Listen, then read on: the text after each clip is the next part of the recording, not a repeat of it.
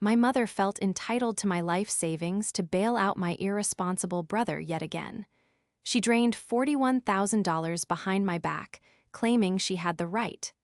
She didn't expect that one phone call to the authorities would handcuff her, literally.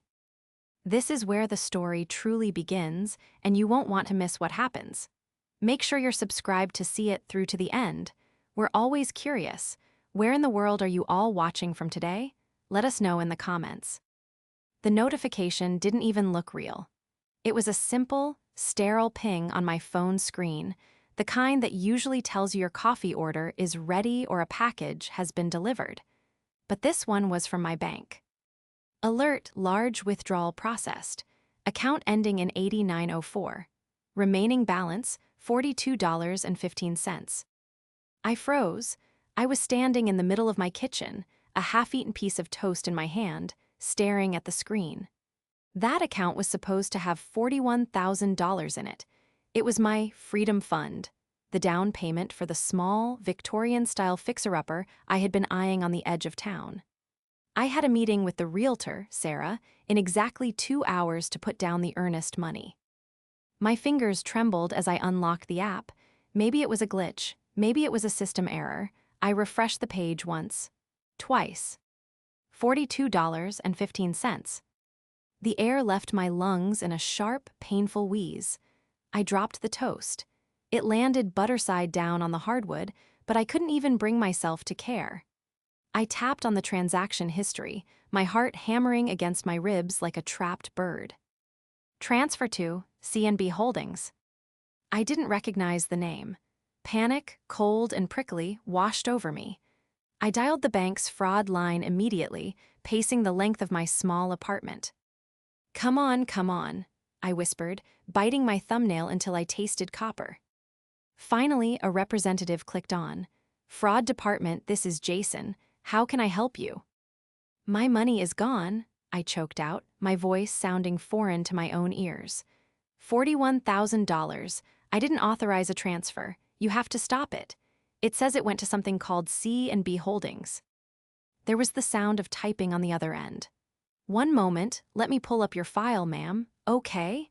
I see the transaction. It was authorized at 8:05 a.m. this morning via branch visit. That's impossible, I said, my voice rising. I've been home all morning. I'm the only one on the account. Actually, ma'am, Jason said, his tone shifting to that maddeningly calm customer service cadence, this is a joint account. The transfer was authorized by the secondary account holder, Brenda. Is that your mother? The room spun. I had to grab the counter to keep from falling. Brenda, my mother. She's on the account. Yes, it appears she was added when the account was opened 14 years ago. It was a student custodial account that converted to a joint checking. I closed my eyes, the memory surfacing through the fog of panic. I was 18, heading to college. Mom had come with me to open the account so she could deposit money for books. I had forgotten. In 12 years of managing my own finances, building my career as an architect, and saving every penny, I had simply forgotten that her name was technically, legally, still attached to those numbers. Did she take it all? I asked, my voice barely a whisper. She initiated a cashier's check withdrawal for the balance, minus the minimum to keep the account open, Jason confirmed. I hung up without saying goodbye. The betrayal wasn't just a knife in the back, it was a gutting.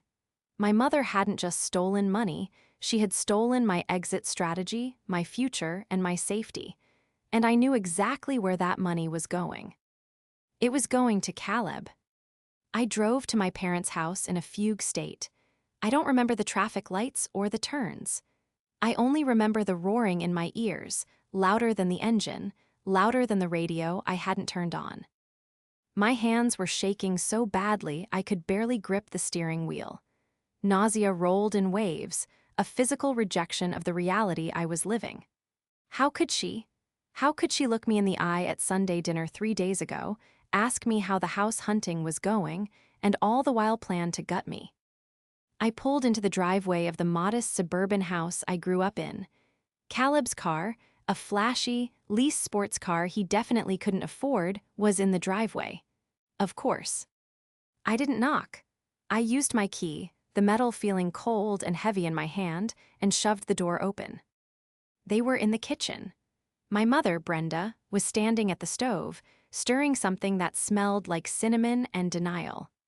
Caleb was sitting at the island, scrolling on his phone, looking for all the world like a man who hadn't just ruined his sister's life. Claire, Brenda turned, wiping her hands on a floral dish towel. Her face was a mask of pleasant surprise, but her eyes were guarded. He knew. I didn't expect you until later. Where is it? I demanded, stepping into the kitchen. My voice was low, dangerous. Caleb didn't even look up. Where's what? Don't start drama, Claire, it's too early. The money, Mom, I said, ignoring him and locking eyes with her. $41,000. You went to the bank this morning. Brenda sighed, a long, suffering sound, as if I were the one being unreasonable. She turned off the burner and leaned against the counter, crossing her arms. I didn't take it, Claire. I reallocated it. The family had an emergency. Reallocated? I let out a sharp, hysterical laugh. You stole my down payment. That took me 5 years to save. 5 years of overtime, 5 years of no vacations. It's not stealing if it's family, she said calmly, her tone maddeningly educational. And technically, my name is on the account. I have the right. You have the right, I stepped closer. To ruin me, for him, I pointed a shaking finger at Caleb. Caleb finally looked up, his expression bored. Look, sis, I got into a bit of a jam with some crypto investments. It's a temporary liquidity issue. I'll pay you back when the market corrects. A jam, I screamed. You owe loan sharks, Caleb, don't lie to me. That's what this is, isn't it? Lower your voice, Brenda snapped. Neighbors will hear. Yes, Caleb is in trouble, serious trouble. They were threatening to come here, Claire, to this house. I had to protect him. I had to protect us. So you sacrificed me, I said, the tears finally spilling over. You didn't ask, you just took. You have a good job, Brenda said, dismissing my pain with a wave of her hand. You're an architect. You can save it up again. Caleb doesn't have that luxury. He needs a fresh start. C&B Holdings is his new venture. I invested in his future. You should be happy to help your brother get back on his feet. I looked at them, really looked at them. Brenda, with her self-righteous martyr complex, believing she was the saint of the family while she cannibalized one child to feed the other. And Caleb, the eternal victim, smirking slightly because he knew, once again, Mommy had saved him. They thought this was it. They thought I would scream, cry, maybe storm out, and then eventually get over it because that's what I always did. I was Claire, the reliable one. The one who fixed things, the one who forgave. But as I looked at Caleb's smirk, something inside me snapped. It wasn't a loud snap. It was quiet, like a deadbolt sliding into place. I wiped my face. The tears stopped instantly. So that's it, I asked, my voice eerily calm now. You think because your name was on the paper, you can just take it. You think that makes it legal. It is legal, Claire, Brenda said, turning back to her pot. Ask any banker. Joint account holders have equal rights. Now, sit down, I made tea. I didn't sit. I backed away toward the door. You're right, Mom, I said, my hand finding the doorknob. You checked the bank policy. You were very thorough. I always am, she said, not looking at me. I opened the door, the fresh air hitting my face. But you forgot one crucial thing, I said softly, more to myself than to them. What's that? Caleb called out, mocking me. I didn't answer. I just walked out. They didn't know that the money she transferred hadn't just been sitting in savings. 2 days ago, in preparation for the house closing, I had moved it into a specific high-yield trust, sub-account within that main checking, meant for escrow. A trust that required dual signature verification for withdrawal, a verification she had clearly bypassed by forging my signature or charming a negligent teller. She didn't just make a withdrawal, she committed bank fraud, and I wasn't going to call the bank manager. I was going to call someone much less forgiving. To understand why this hurt so much, you have to understand the ecosystem of my family. I was the invisible child, the easy one. From the time I was 10, I was packing my own lunches, doing my own laundry, and getting straight as so I wouldn't add to the burden. The burden, of course, was Caleb. Caleb was 5 years younger, and from the moment he was born, he was the sun around which Brenda orbited. If Caleb cried, the world stopped.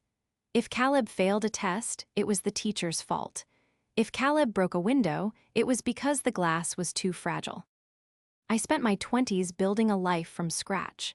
I put myself through architecture school on scholarships and waitressing tips. I lived in a studio apartment the size of a closet for 6 years to save that $41,000. Every dollar represented a Friday night I stayed in, a vacation I skipped, a luxury I denied myself. It wasn't just money, it was my freedom. It was my proof that I could survive without them. Brenda knew this, or she should have.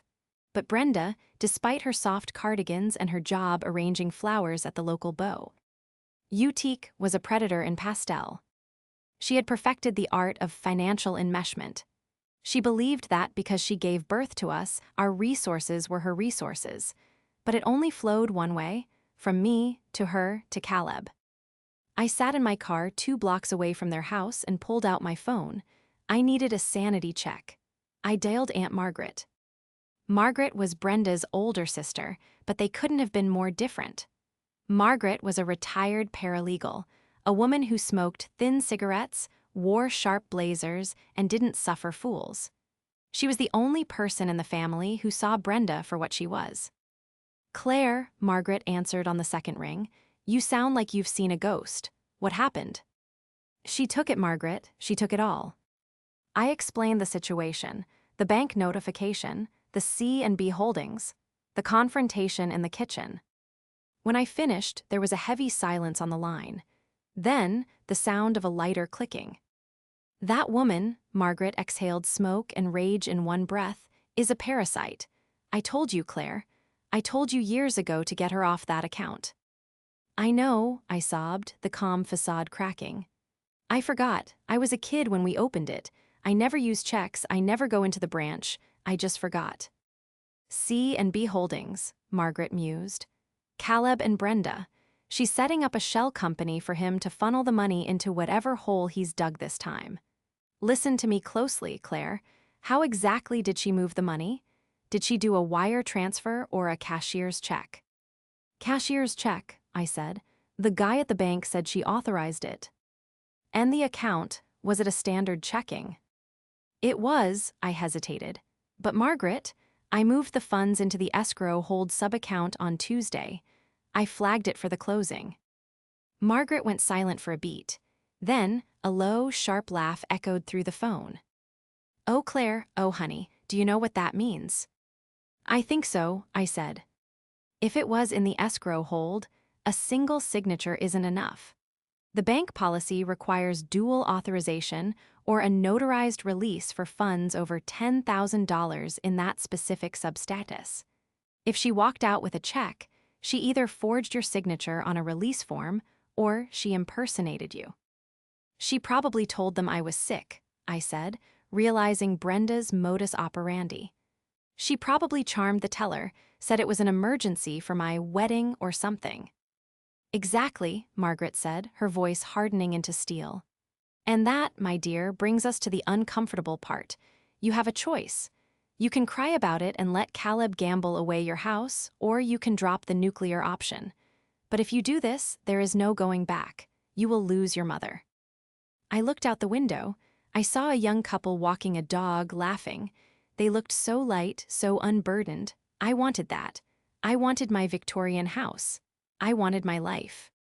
I thought about Brenda's face in the kitchen. The entitlement, I have the right. "I lost my mother a long time ago, Margaret," I whispered. "I just didn't want to admit it." "Good girl," Margaret said. "Meet me at the 4th precinct in 20 minutes. Don't call the bank again. We're filing a police report for grand larceny and identity theft. We're going to freeze her assets before she can cash that check." I hung up. My hands weren't shaking anymore. I started the engine. The precinct smelled of stale coffee and floor wax, a scent that would forever be associated with the worst day of my life. I sat in a hard plastic chair, my knees pressed together, watching a young officer type slowly on a keyboard that looked like it had survived the 90s. "So, let me get this straight," Officer Miller said, peering over his glasses. "The suspect is your mother." "Yes," I said. The word tasted like ash in my mouth. "And she is a signatory on the account." "She was a joint owner from when I was a minor," I corrected, my voice steady thanks to the 3 pep talks Margaret had given me in the car. "But the funds were in a specific sub-account marked for escrow hold. Bank policy states that withdrawals over $10,000 from a hold status require dual signature verification or a notarized release form. I did not sign a release form. I was not present." Margaret, sitting beside me in a sharp gray blazer that seemed to repel the precinct's grim atmosphere, leaned forward. She placed a hand on my arm, grounding me. "Officer, this isn't a domestic dispute about shared funds," Margaret interjected, her voice crisp and authoritative. "This is forgery and bank fraud. Brenda forged Claire's signature on a withdrawal slip to bypass the hold. That is a felony. We need a report number to freeze the cashier's check before it clears." Officer Miller stopped typing. He looked from Margaret to me, his expression softening from bureaucratic boredom to pity. "If I file this report, ma'am," he said to me, ignoring Margaret for a moment, "it initiates a criminal investigation. We don't just freeze the money. We arrest the person who took it. Once that ball starts rolling, you can't just stop it because mom cries at Thanksgiving. Are you prepared for that?" I looked down at my hands. They were the hands of an architect, steady, capable of drawing straight lines and building structures that lasted. My mother had taken a sledgehammer to my foundation. If I didn't stop her now, she would keep swinging until there was nothing left. I thought about the house with the Victorian trim. I thought about the hours I spent hunched over blueprints until my eyes blurred, eating instant ramen so I could save an extra $50 that week. "I'm prepared," I said. "File it." 40 minutes later, we walked out with a case number. I immediately called the bank's fraud department again, this time with the police report number in hand. The tone on the other end changed instantly. The condescending, "it's a civil matter," vanished, replaced by the sharp efficiency of legal compliance. They flagged the check. If Brenda or Caleb tried to deposit it, the system would lock down. "Now comes the hard part," Margaret said, lighting a cigarette the moment we were clear of the precinct doors. "We investigate. I want to know exactly what C&B Holdings is before we drop the hammer." We went back to Margaret's apartment, a sanctuary of leather-bound books and heavy drapes. She pulled out her laptop and started digging into public records while I paced. "Here we go," Margaret muttered after 20 minutes of furious typing. "C&B Holdings, registered yesterday, single-member LLC, registered agent, Caleb Johnson." "It's a shell," I said, leaning over her shoulder. "But why? Why go through the trouble of making an LLC just to steal my money?" "To hide the paper trail from the people he owes," Margaret said grimly. "If he deposits 40 grand into his personal account, his creditors, legitimate or otherwise, might garnish it instantly if he has judgments against him. If he puts it in a business account, it buys him time to launder it or pay off the specific shark who is threatening to break his legs." "He's that deep in?" I asked, feeling a fresh wave of nausea. "Claire, look at this." Margaret pointed to another tab. "Court records. Caleb has 3 judgments against him from credit card companies in the last 2 years, totaling $18,000, and here, a lien on Brenda's car." My jaw dropped. Mom's car is paid off. Dad paid it off before he died. "It was paid off," Margaret corrected. "She took a title loan out on it 6 months ago, high interest, predatory. She's drowning, Claire. She didn't just steal your money for Caleb's new venture. She stole it to stop the bleeding." The realization hit me like a physical blow. This wasn't a one-time lapse in judgment. My mother had been cannibalizing her own financial stability to feed Caleb's failures for months, maybe years. And when she ran out of her own blood to give, she came for mine. She's going to lose the house, I whispered. If she's taking title loans on a 10-year-old sedan, she's probably missed mortgage payments. Exactly, Margaret said, closing the laptop with a snap. You aren't just fighting for your down payment anymore. You're fighting to stop a sinking ship from dragging you down with it. You have the leverage now. You have the police report. You have the fraud flag. What do I do? You wait, Margaret said, exhaling a plume of smoke. The bank is going to call her the second she tries to move that money, and then she is going to call you. The call came at 4:15 p.m. I was sitting on Margaret's velvet sofa, staring at the wall when my phone buzzed. Mom. I let it ring, once, twice, 3 times. Answer it, Margaret said from the kitchen, where she was making tea. Put it on speaker. I swiped the green button and set the phone on the coffee table. Claire, Brenda's voice shrieked through the speaker, so loud it distorted. What did you do? I'm at the bank. They're saying the check is frozen. They're saying there's a police hold on the funds. I took a deep breath, visualizing the steel beams of a skyscraper. Hello, Mother. Don't you hello, Mother me, she screamed. Fix this, immediately. The teller is looking at me like I'm a criminal. I have Caleb here. We have a meeting with his investors in an hour. We need that money released now. There are no investors, Mom, I said calmly. There is no C&B Holdings. It's a shell company registered yesterday, and you are being looked at like a criminal because you committed a crime. There was a stunned silence on the other end.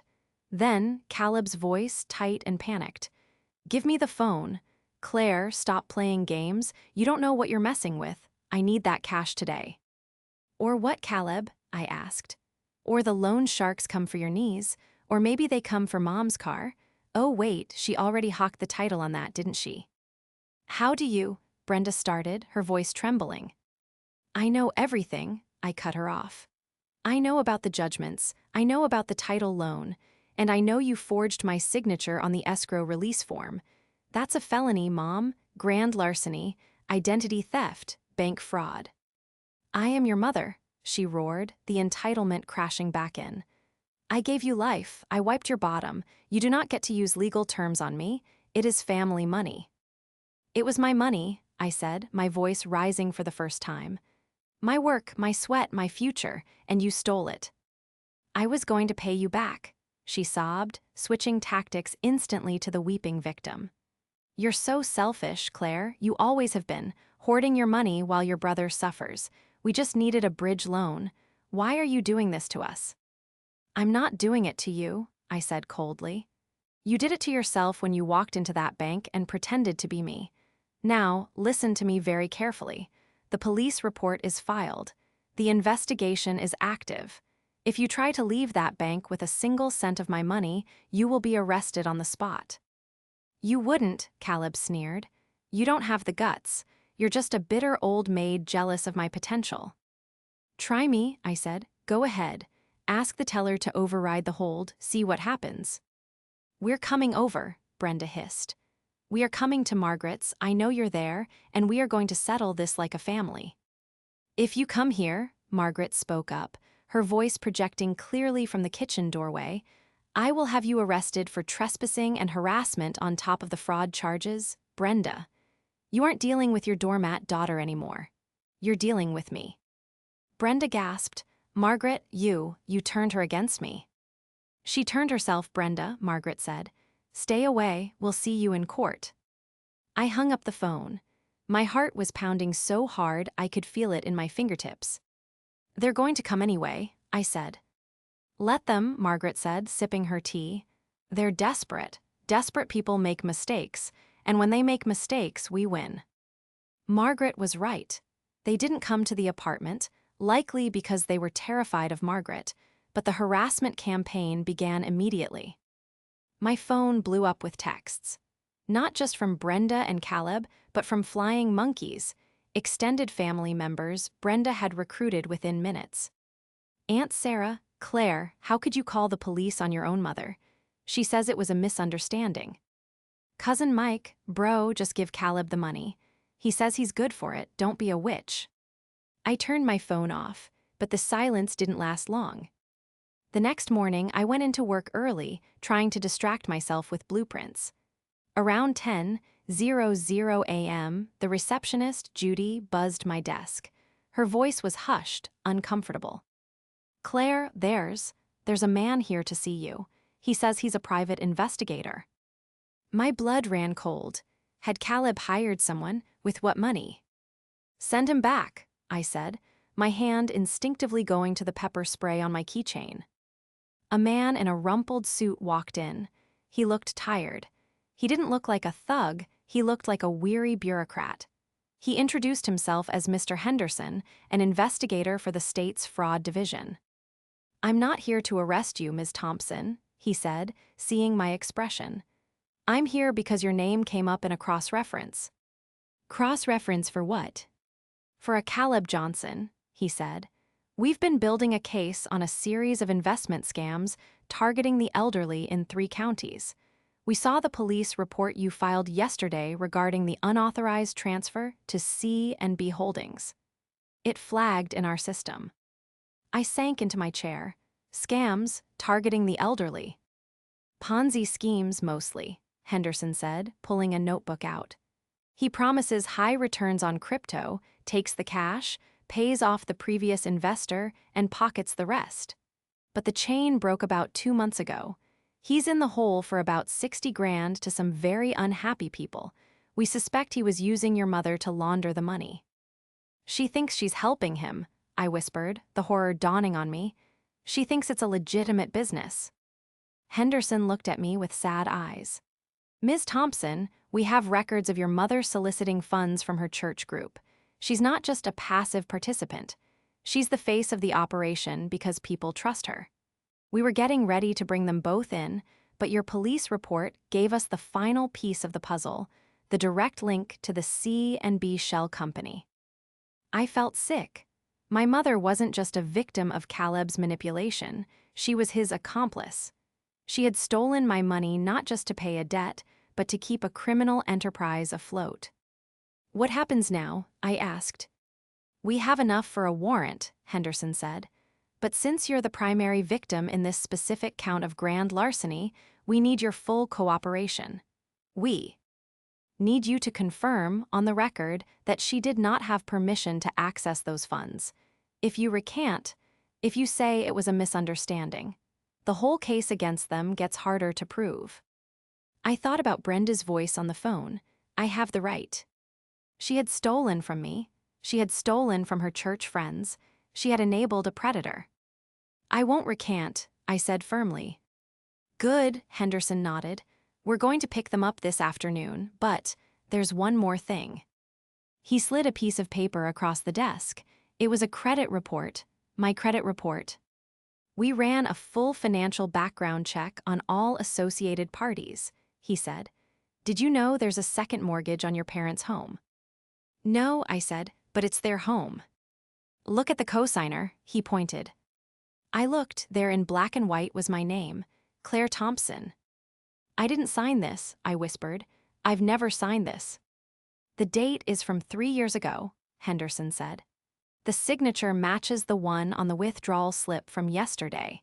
She's been using your identity for years, Ms. Thompson. You aren't just out $41,000. You're legally on the hook for $150,000 of mortgage debt." The world tilted. The rage that had been burning inside me turned into something colder, something absolute. This wasn't just betrayal. This was financial murder. She had been systematically destroying my future to build a shrine to Caleb. "Arrest them," I said, my voice shaking with a fury I had never felt before. "Arrest them both." "We will," Henderson said. "But we need to do it carefully. We know they are planning to leave town. We intercepted a text from Caleb to an airline. They're trying to fly to a non-extradition country with whatever cash they can scrape together." "They're running." "Trying to," Henderson said. "We need to keep them here until the warrant is signed. We need you to stall them." I looked at the phone on my desk. I knew exactly what I had to do. "I can get them to stay," I said, picking up the receiver. "I'll tell them I'm ready to talk. I'll tell them I'm bringing the check." My hands were surprisingly steady as I dialed the number. The trembling, the nausea, the overwhelming sense of betrayal, it had all calcified into a cold, hard resolve. I was no longer the daughter seeking approval, I was the architect of their downfall. "Hello," Brenda answered on the first ring, her voice breathless, frantic. In the background, I could hear the distinct sound of zippers and drawers being yanked open. "Mom," I said, pitching my voice to sound defeated small. I can't do this. I can't be the reason you go to jail." "Oh, thank God," Brenda exhaled, the relief so palpable it crackled through the speaker. "I knew you'd come around, Claire. I told Caleb you were just being dramatic. You're a good girl. You know family comes first." "I'm coming over," I said, staring at the small recording device Henderson had placed on the desk between us. I withdrew the complaint. "I have a certified letter from the bank releasing the hold. I'm bringing it to you." "Yes, yes, bring it," Caleb shouted from somewhere in the room. "Hurry up, we have a meeting in 2 hours." "I'm 10 minutes away," I said. "Please just wait for me, don't leave." "We'll be here," Brenda promised, her voice dripping with that sickeningly sweet maternal tone she used whenever she got her way. "Hurry, darling, we can fix this." I hung up. Henderson nodded at me, a grim expression on his face. "That was perfect," he said. "We'll give you a 5-minute head start. My team will be in position around the perimeter. Keep them talking. Get them to admit to the mortgage fraud if you can. As soon as you give the signal, ask for a glass of water. We breach." I drove to the house for the last time. The street looked the same as it always did: manicured lawns, tricycles in driveways, the illusion of suburban peace. But as I pulled into my parents' driveway, the rot was visible if you knew where to look. The gutters were overflowing. The paint on the porch was peeling. Signs of financial neglect that mirrored the moral decay inside. Caleb's car was idling in the driveway, trunk popped open, stuffed with suitcases. They weren't just leaving, they were fleeing. I walked up the steps, my heart hammering a slow, heavy rhythm against my ribs. I didn't use my key this time. I knocked. The door swung open instantly. Brenda stood there, dressed in a travel coat, clutching her oversized purse. Her eyes scanned my hands immediately. "Where is it?" she demanded, ushering me inside and locking the door behind me. "Where's the letter?" The house was in chaos, exquisite chaos. Clothes were strewn everywhere. The safe in the study was open and empty. Caleb was pacing the living room, sweating profusely, looking like a cornered rat in a designer suit. "I have it," I said, clutching my bag to my chest. "But we need to talk first. I need to understand." "There's no time for talking," Caleb snapped, lunging toward me. "Give me the damn paper, Claire. Do you have any idea what kind of pressure I'm under?" "Back off, Caleb," I said, stepping back, "or I tear it up right now." He froze, his eyes narrowing. Brenda stepped between us, playing peacemaker. "Caleb, stop. Let your sister speak. She's saving us, after all." She turned to me, her face softening into a mask of pity. "Claire, honey, I know this looks bad, but you have to understand the market is volatile. Caleb just needed a bridge. Once his investments pay out, we were going to pay you back double. Triple." "Is that why you took out a second mortgage in my name?" I asked quietly. The silence that followed was absolute. The air left the room. Brenda's face went pale, her mouth opening and closing like a fish. Caleb stopped pacing and looked at me with genuine fear for the first time. How did you?" Brenda stammered. "I know about the $150,000, Mom," I said, my voice gaining strength. "I know you forged my signature 3 years ago. I know you've been paying the interest with money you stole from the church fund. I know everything." "It was an investment in your inheritance," Brenda shrieked, the mask finally slipping completely. "This house is going to be yours one day. I had the right to leverage it to save the family.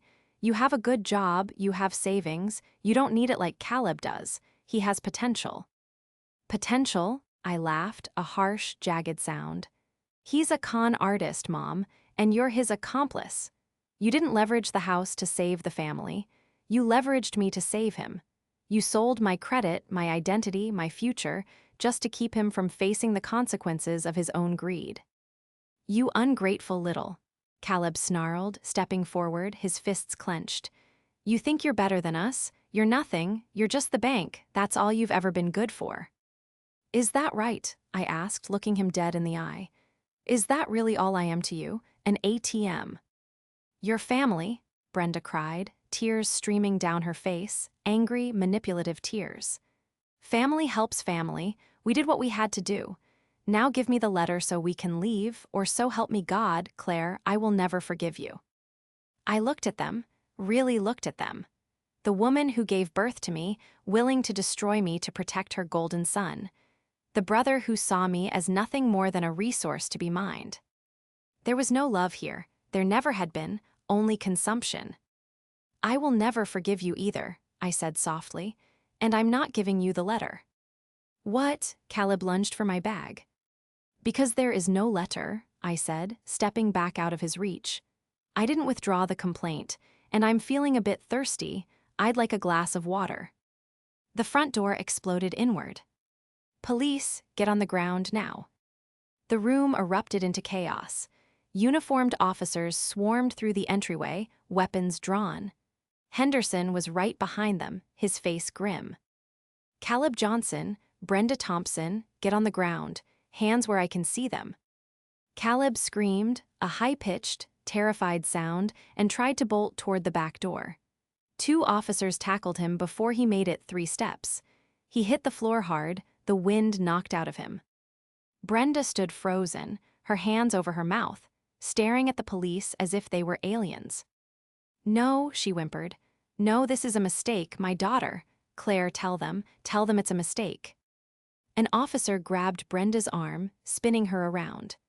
Brenda Thompson, you are under arrest for grand larceny, bank fraud, and identity theft. Claire, she screamed, her eyes locking onto mine as the handcuffs clicked into place. The sound was the loudest thing I had ever heard. How could you? I'm your mother. I have the right. Tell them. I stood still, watching as they hauled Caleb to his feet. He was weeping now, blubbering about how it wasn't his fault, how his mother made him do it. The golden child, tarnished and broken. Henderson walked over to me as the officers began to lead them out. Brenda was thrashing, screaming curses at me, calling me a traitor, a snake, a failure.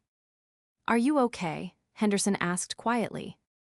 I watched my mother being shoved into the back of a squad car, her face pressed against the glass, distorted with rage. I watched my brother, the boy who could do no wrong, being read his rights. I'm fine, I said, and for the first time in my life I meant it.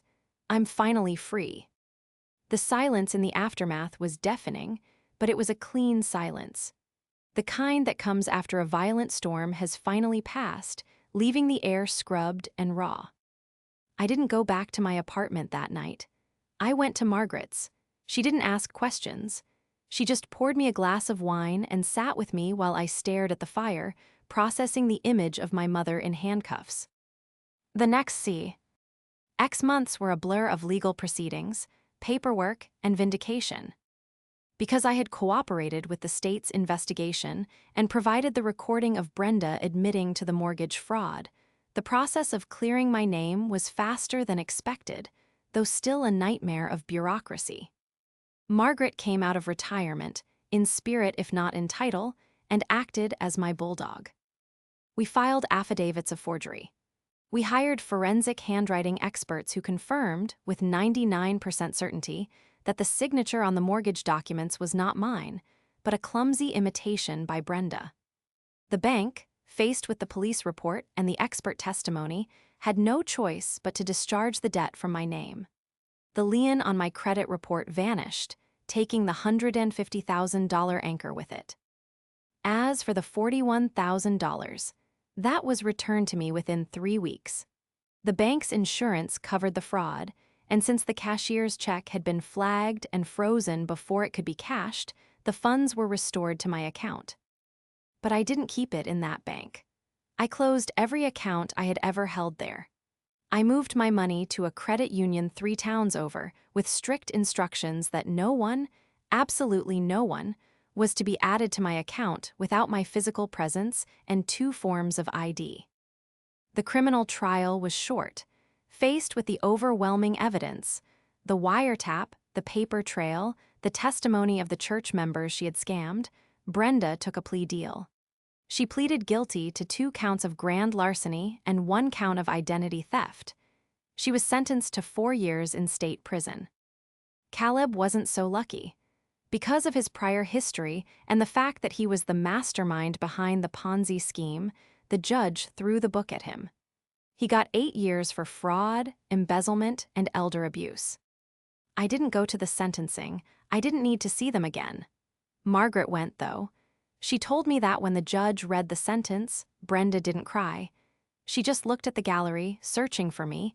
When she realized I wasn't there, she slumped over, defeated. She finally realized, Margaret told me later, that you weren't coming to save her. 3 months after the sentencing, on a crisp Tuesday morning in October, I sat in a conference room with a different realtor.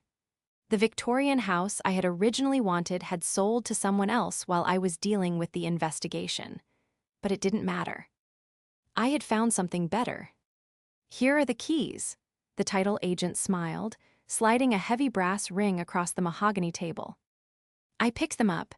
They were cool and solid in my hand. I had bought a small, mid-century modern bungalow on the other side of the city, far away from the suburbs where I grew up, far away from the memories of a family that never really loved me. It had a garden that needed work and a kitchen that needed updating, but it was mine. All mine. Bought with my money, signed with my name. I drove straight to the new house. I walked through the empty rooms, the sunlight streaming through the windows, casting long, golden rectangles on the hardwood floors. It was quiet, peaceful. I sat down in the middle of the living room floor and pulled out my phone. I had a new number now, one that Brenda and Caleb didn't have. But I still had the old voicemail saved, the one Brenda had left me from prison just before her phone privileges were revoked. I played it one last time. "Claire, how could you? I'm your mother, you owe me everything." I listened to her voice, thin and scratching, trying to hook into guilt that was no longer there. "No," I said to the empty room, "I don't owe you a thing." I deleted the voicemail. Then I deleted the blocked contacts. I stood up and walked to the window, looking out at my overgrown garden. I saw weeds, yes, but I also saw potential. I saw a place where I could plant things that would actually grow, things that wouldn't drain the soil dry and demand more. I was 32 years old. I had lost my mother, my brother, and the illusion of a happy family. But as I stood there in the sunlight of a home I owned, I realized I had gained something far more valuable. I had gained myself. And for the first time in my life, that was enough.